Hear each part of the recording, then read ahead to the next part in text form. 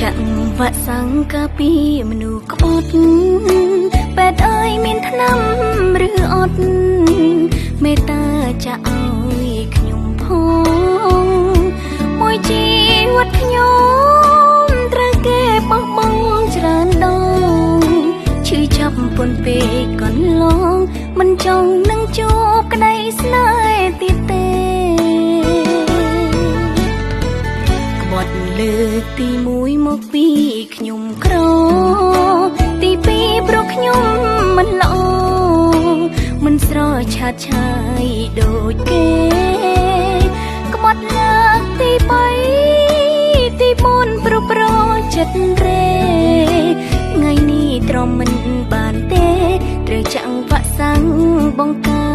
រវាម្ដងវាក់សាំងមួយណាដែលថាពូកែ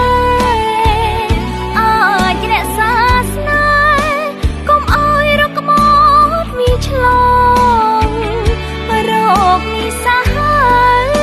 ខ្ញុំឈឺស្ទើរខ្សែច្រើនដងពេលរោគរឡើងម្ដងត្រូវដេកព្យាបាលមិនហ៊ានចាញ់ក្រៅចង់ចាក់វាក់សាំងកាពីគេបោកខ្ញុំឆ្អែតនឹងភាពសោយសោកព្រោះជួបតែមនុស្សចិត្តខ្មៅប្រតិកម្មវាក់សាំង